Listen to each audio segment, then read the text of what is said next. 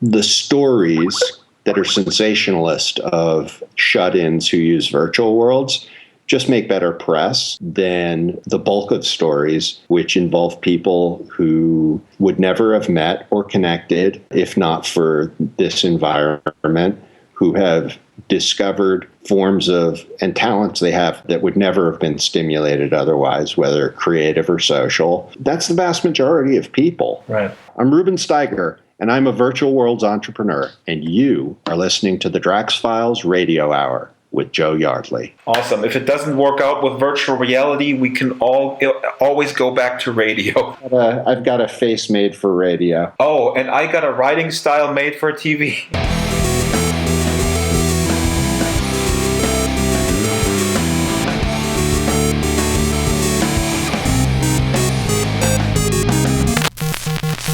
Hello there and welcome to the Drax Files Radio Hour with Joe Yardley. No Joe Yardley today, but next week she will be back. Yes, I know you've been waiting for that. I just came back from Dublin in the physical world, the Dublin Web Summit. They claim this to be the biggest tech conference in the world, but we'll examine that next week with tons of audio and Joe Yardley.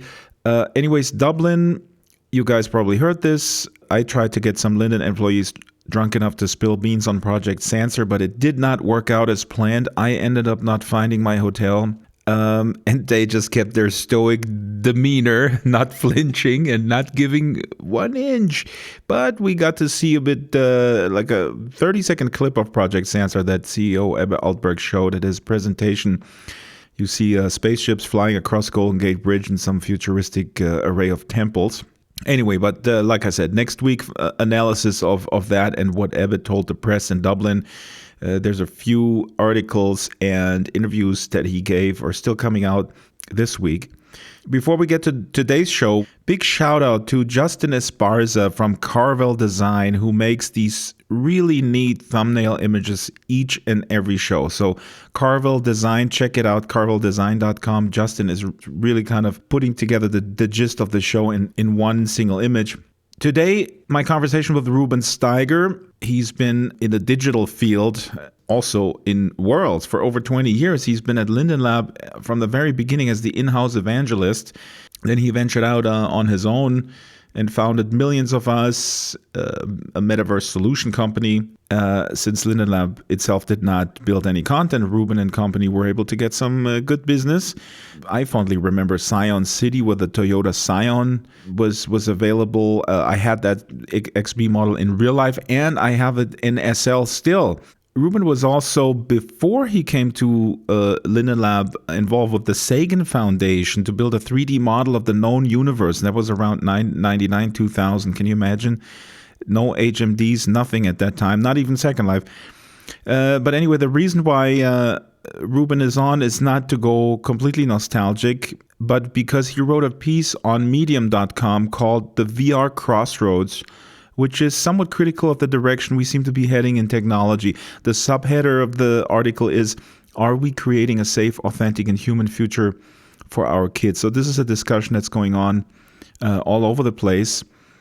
Sherry Turkle from MIT, who was also a big fan of virtual environments, has recently come out to be quite critical, but when she talks about it, it's primarily automated toys. Her latest book is about reclaiming conversation and the importance of face-to-face communication. And we'll talk about that with Ruben, because arguably virtual worlds, they provide that avatar face-to-avatar face communication. Anyway, it's a big discussion, which people with no kids may go like, well, I'm not really interested in that. But I think you should, because this is also about the larger theme of media imagination, which is under threat from constant stimulus. And it's about technology. Does it solve all humanity's problems? So before we get started on that subject, let's go back to the past, because I had to ask Ruben to give me a few examples of the wacky corporate gigs that he was involved in during the heyday of Second Life. We all know some examples that really did not work, and you were thinking, what are they smoking in the marketing department? But anyway, for you VR newbies listening, people who are going to shape the VR future, listen to this stuff and, be cautious out there so that history doesn't have to repeat itself. Here's Ruben Steiger. It always got hard when we were hired by an agency, working for an agency, working for an agency, working with us. And we were sort of treated as, 7 layers down, the redheaded stepchild. And we would get these filtered orders that made no sense from a client we never met. And so one of the examples that sticks out was Splenda. We had to build an island in Second Life for an artificial sweetener company. It was so bizarre. The irony was so obvious that it was, artificial sweetener in a virtual world. I think we didn't blow it off, but we sort of just built this candy island. And that was it.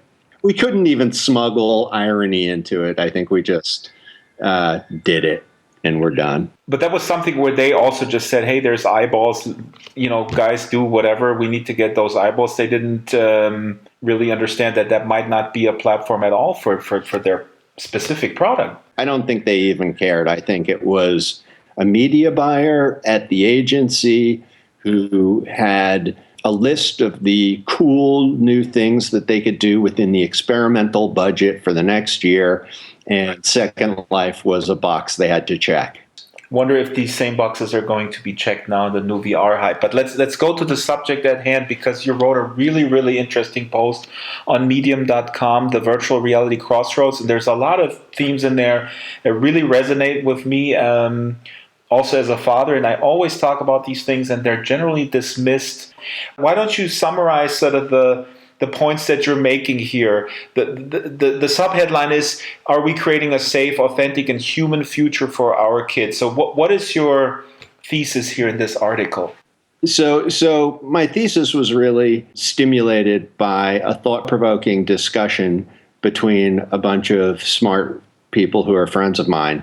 These were Malik and a bunch of other people who were talking about how increasingly they were uncomfortable in social media, and it was becoming hard for them to be as honest online as and as authentic as they are in real life. And these are especially people who have been very public in talking about their emotions and connecting with an audience, as well as with their very closest friends. And so what inspired me to think about that was this comment that came out of it that came from Sherry Turkle, who's been a media theorist for a long time, who was saying that, we're doing a pretty poor job of thinking about the future and how we're going to preserve it for kids. And that's what I'm concerned about. I mean, we're talking about virtual reality where an immersion is possible to a level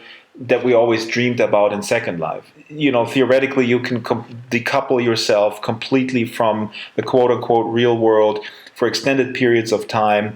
If you have that type of personality, then you might do that, and then these experiences might be so enticing and so sort of just suspenseful and the action and all that then the physical universe might look extremely bland. That's what I'm personally concerned about when I look at the kids. We're always, I guess, struggling to also manage the kind of balance, right? I mean, the balance for the kids and show them different experiences and so on and so forth. And gaming and digital worlds are fine, but the balance has to be struck between different experiences. That's what I'm concerned when VR has the potential to suck a substantial number of people into a universe that has negative consequences for the real world. And it's really funny that you used to be the evangelist at Linden Lab, and I'm the Second Life super user or whatever they call me. And we're kind of concerned about that future. Why is that? Is that just because we have kids? Is it like we used to smoke and now we got a gym membership and everybody who smokes is an evil person? I hope not. Let's put it this way. I would hope that I'm not perceived as hypocritical for having this set of concerns. And it's really got almost nothing to do with virtual reality, so much as a broader set of technologies that include social media and, broadly speaking, online immersion, as opposed to being outside, as opposed to hanging out with your friends and running around, as opposed to sitting alone and reading a book, as opposed to feeling comfortable with what kids today see as boredom. I'm a realist. I think that when I see the way my kids interact with media, at first I used to feel that I was doing a terrible job of being a parent because I was being permissive with media. And I think the reality is that while I was a big reader as a kid, if I had grown up in this era, there's absolutely no way that books can compete with televised entertainment or YouTube or Instagram. It's just not possible. And what I think is frightening about that is that we might be setting things up so that our kids lose that piece of their imagination that is so important. It's what happens when you read a book. You have to paint the pictures yourself, and there's a beauty in that, not because it taxes your brain, but because it's a gift. There's something about the realism of connected experiences, the high resolution way in which, if Facebook connects us face to face with people around the world so that we can see them in shared space, we won't have to imagine the gaps. And I think so much of life is about imagining the gaps. There's a magic that you see in instant messaging where I don't get to see your expression. That minimalism is just wonderful. And by comparison, overly photographic, precise imagery, while it tells 1,000 words, a picture tells 1,000 words, there's a beauty to brevity. You mentioned also boredom, which is really kind of the source for creativity. And so the issue that you also seem to be having, and myself as well, is that this ubiquity of stimulus is so hard to kind of contain. But I have to say that I think Sherry Turkle in an interview or somebody else said that actually our generation has more problems with that. The younger folks can self-regulate better because they're not afraid that this stuff is taken away from them, and we didn't grow up with it. So now we are actually the ones who have more issues with the phone. Anecdotally, I have to say that I met many parents picking up their kids from school, and they were glued to the phone, and the kid wanted to engage with the parent and say, hey, you know what we did? And more often than not, the mother would say, "Yeah, but quiet. I gotta kind of update my Facebook page right now." I think there's something to it. I also think there's an inevitability to technically driven progress and the societal shifts that it enables or forces. So, regardless of what my concerns are, these things are a fact. You mentioned reading. I love to read. I read with my son, and he enjoys it too. But like you said, the competition between very, very well made visual entertainment versus a book, the book will lose. Also, I want to ask you, the book is also a commitment. What do you think about how that plays a role? That we're constantly seeking that stimulus, and then when a book has a passage of 20, 100, or whatever, how long pages, where there's just sort of meditative description without action, will we also lose culture or entertainment that has sort of longer periods of sort of just meditative engagement versus action? Yeah, I mean, I think there's a lot of things you raise in that question. The first of which is that certain forms of entertainment like books, take focused commitment. The average book, I think, probably takes 20 hours to read, 15, 20 hours. And that, in entertainment terms, is sort of the length of watching a season of some show, which, some people see as a fair trade-off, others may not.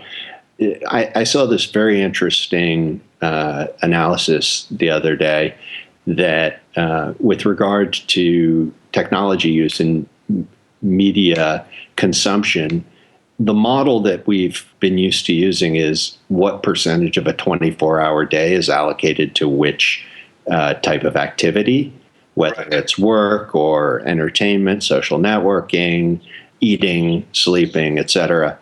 And they actually said that the paradigm is not the same anymore. It's actually a 31-hour day because so many of these activities occur in parallel. So we listen to Spotify all day, and that comprises our music consumption, and we're doing that in parallel to Facebook, perhaps while we're working, taking small breaks to play games, which is certainly true of the way I live my life. I think it's non-coincidental that all of Silicon Valley has decided that the key to life is meditation. It's funny, the people who sell the crack don't use it. I mean, whenever I'm there's a lot of discipline. People are very engaged. They put their phones away. Nobody looks at their phone. They're really right there with you. And then when you go out amongst the real people, they have trouble handling dealing with the crack. It's a really good point. I don't know quite why it is, but it's probably because you can't get anything done if you're spending the whole day texting. So, but how do you envision, or what would you focus on, or what would you advise people who design the future right now for our kids in terms of virtual reality? Because I would argue that Second Life is superior, let's say, and people always, it's stupid to compare it to Facebook, but let's just compare it to Facebook in terms of the social networking. I would argue that the fact in Second Life is there is more commitment for me being in a certain place in a quasi face-to-face interaction with someone versus the Facebook in and out and being on 5 different threads at the same time, right? And VR could do the same thing. If Philip Rosedale might be successful with the facial tracking, and so the virtual experience could be a very face-to-face experience with other quote-unquote real people. So what's the harm? I don't think there's any harm. It's better than playing Candy Crush. Oh, it's infinitely better than playing Candy Crush, and I actually buy Facebook's mission of being a service that makes the world more connected. I strongly believe that the greatest innovation in the history of mankind is the internet, and I'm not exaggerating when I say that. Obviously, things build on their predecessors, but I don't think there's ever been anything that's advanced the human condition as much as it. Broadly speaking, I think the same is probably going to be true of virtual reality over the course of the next 10, 20, 30 years. I get a little freaked out when the singularity gets wrapped into the entire discussion. Life as we live it now is described as something, a relic from the past that we come back to sort of look at, and we have to make this binary choice between being an old human and being a more advanced software-powered one. That said, and I think that stands to reason, that it's a bit like the parallel between choosing today not to use modern tools kind of condemns you to being Amish. But it's frightening to think about that in terms of daily life 40 years in the future. What I basically think from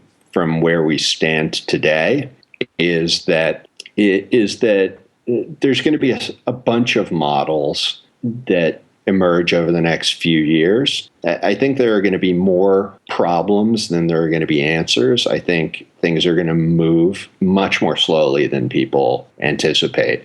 So there's no consensus over visual interfaces, attached devices, platforms, interconnections between various worlds, whether the interactions are going to be and the experiences are going to be within a sort of islanded world that's entirely virtual, or whether you'll have virtual reality as a form of augmented reality superimposed on the real world. I think it's very much a TBD, and it's complete guesswork to figure out what's going to us and to our kids. What I would guess is that for anything that becomes mainstream, it's going to have certain criteria. Most broadly, it's going to have to make life better. Humans are by nature curious, which leads us to do good and bad things. Right? We don't have great self-control, so we'll sit there and overeat and sit on the couch and watch, 20 hours of TV. That's the bad end of the spectrum. And that's always the argument that I use when my friends go like, yeah, Second Life and these games and multiplayer games, people are addicted to it. And they go like, okay, how about the TV and the 6 or 12 pack you get from the store? You can completely go down the rabbit hole with really, really bad programming. With alcohol, you can withdraw from society fairly quickly. You don't need Second Life, and then you also don't need the $350 Oculus Rift goggles for that. Yeah, I also think that the stories that are sensationalist of shut-ins who use virtual worlds just make better press than the bulk of stories which involve people who would never have met or connected if not for this environment, who have discovered forms of and talents they have that would never have been stimulated otherwise, whether creative or social. That's the vast majority of people. Most people are able to develop self-control and use whatever tools or platforms that exist responsibly. And if they don't, we all know what happens. Your sort of life falls apart. And even Sherry, I just want to throw this in because I heard Sherry Turkle on, I forgot what show it was, I think On Point with Tom Ashbrook just last week. And she said, people misunderstand me with her book. She wrote the book Alone Together and then Reclaiming Conversation. Just recently, she said, anything digital that enhances the conversation, I'm on board with it. I tweeted that. I thought that was great because I think that's also where we agree upon. But now my question concretely in everyday life, maybe we have a lot of parents listening. How do you implement that in sort of a non-punitive way? Connecting, if you don't do your homework, then we're going to take away X amount of game hours and stuff like that, which I find ridiculous. That doesn't work. That kind of conditional stuff. People have different opinions, but how do you combat that realistically in the real world with your kids? How do you manage that the screen time? Candid answer is not perfectly. And we're all learning on the job every day. I think a lot of people do it in a more rigid and probably successful way than we do. But both the kids who are 9 and 11 have cell phones. They're allowed to watch Netflix and appropriately rated stuff.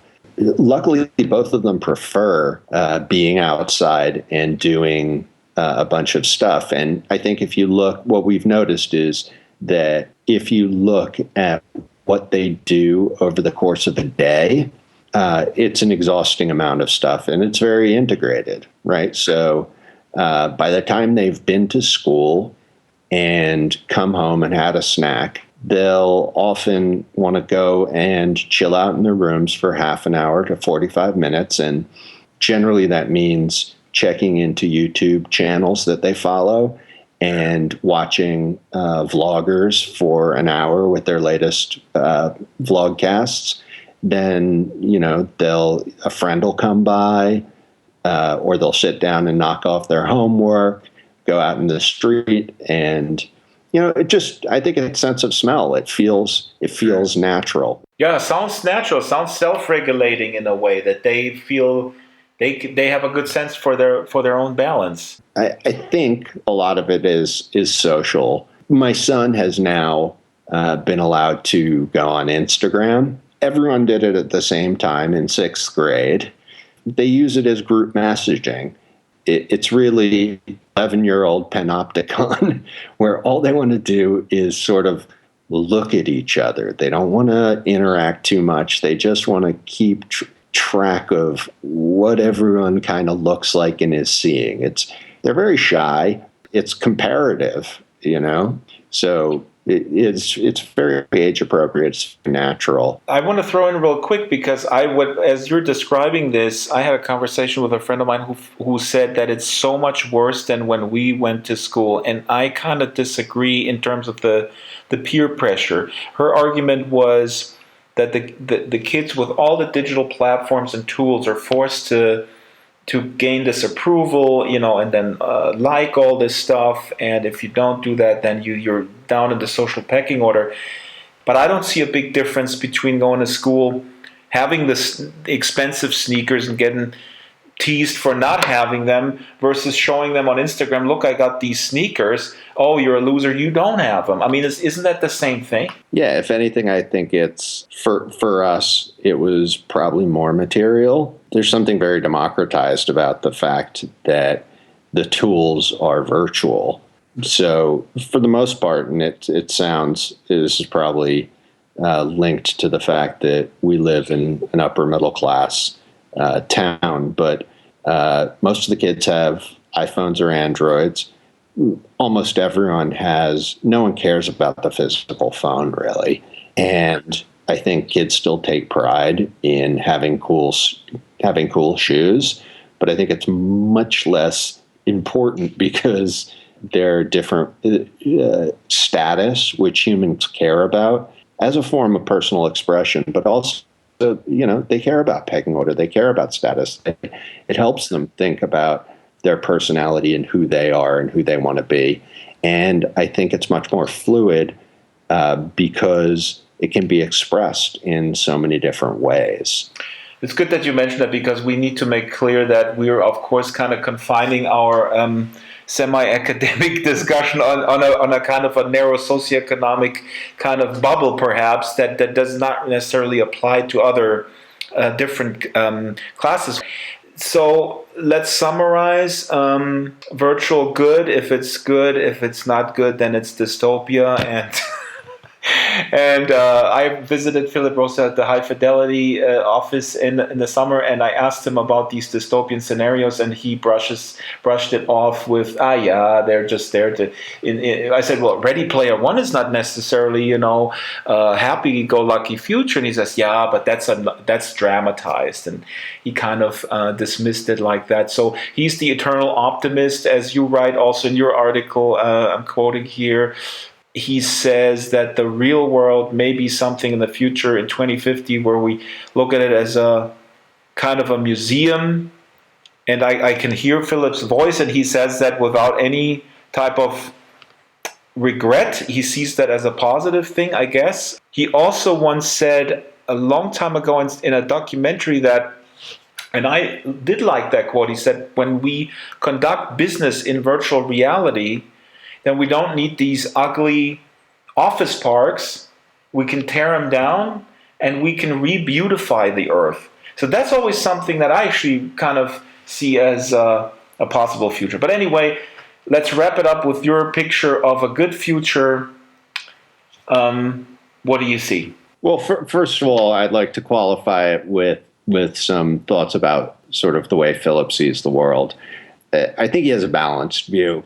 I also think that in positions like that, you can't do impossible things if you don't think they're world changing. I think more than almost anyone I've ever interacted with, Philip's been able to have a reality distortion field that's genuine and comes from a very good place. So, and I think that that a default to optimism is essential to that.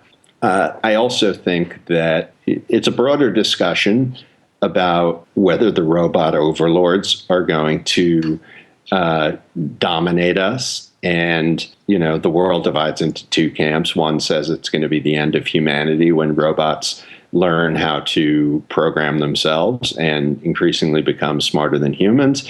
And the other says, look, creativity and essential elements of what it means to be human are always gonna stay ahead. That just will be the case. I think a lot of these issues are philosophical. I think that the future, which is best expressed, at least in my life, by the things I care most about, and those are clearly my family and my children. And my hopes for them, what I see as becoming increasingly possible, are that their curiosity and their ability to learn are enhanced through network communication and forms of virtual exchange.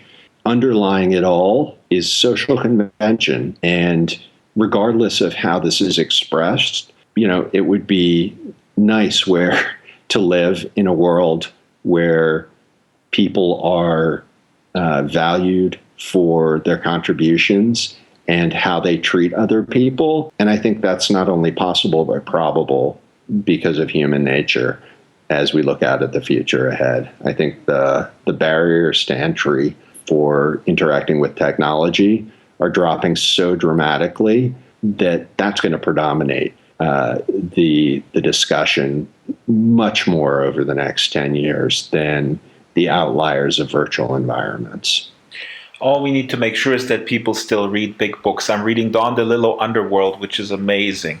I just finished reading Michael Wolff, Television is the New Television. I recommend it. So that was Ruben Steiger, and that's it for the show. I'm off ordering Michael Wolff's TV is the New TV, and I will read it while listening to Spotify and having my avatar work out on a treadmill in Second Life.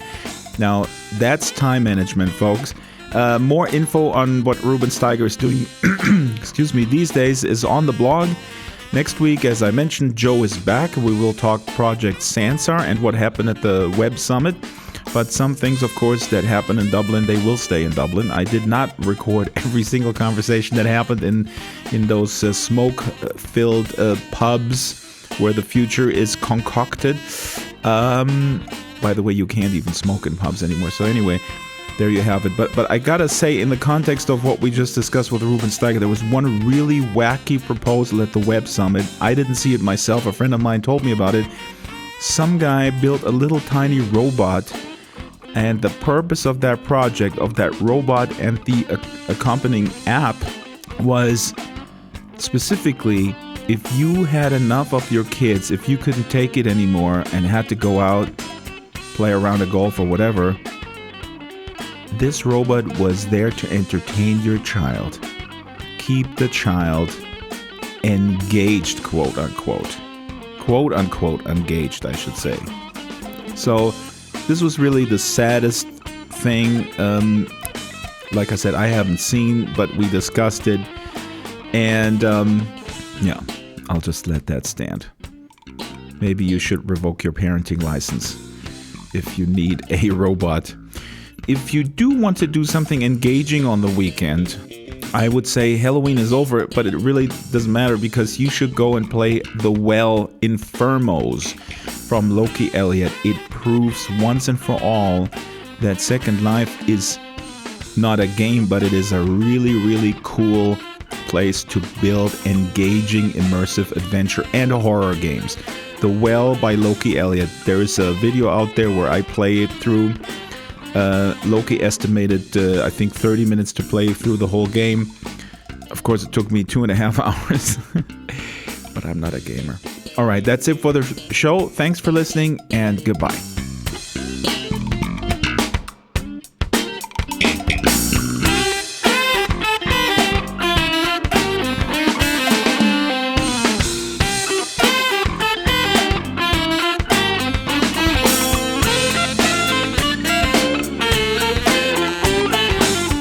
The Drax Files Radio Hour with Joe Yardley is a weekly production of Basic Drax Entertainment.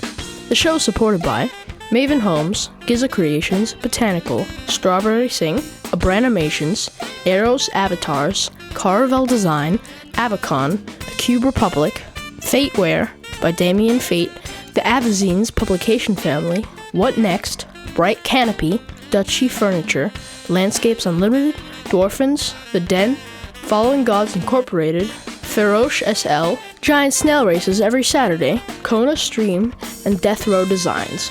Contact the show via Skype, Drax Files, Avatar Drax Files, or email radio@draxfiles.com.